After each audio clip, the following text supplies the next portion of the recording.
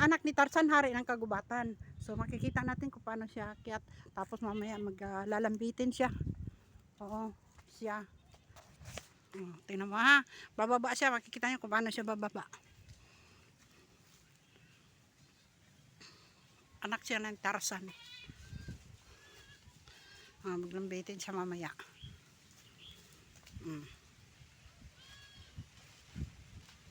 Nagbabaging siya nung araw. Kaso lang, pumunta siya sa may bandang city. Nag-iba na ang damit niya. Ay hala, sariwa pa man. Paano yan? Sana kung mayroon tayong pantabak na. O yan, maglambitin na yan dyan.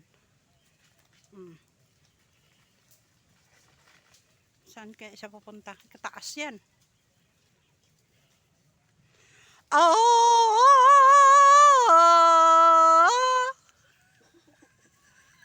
Yan na, yan na, yan na. Naku, nambili na siya. Oh, tingnan mo. Ang galing niya, no?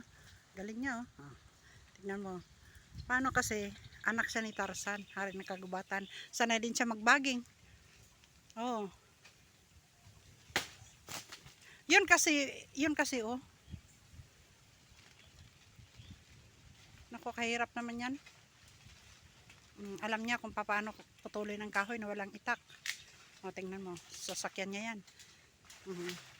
Malalaglag yan. Kasi yan na lang, oh. Putol na, oh. Yan. Takpan lang ng dahon, eh. Yan. Oh, binali lang niya yan. Konti na lang talaga. Yan. Naku, malapit na. Oh!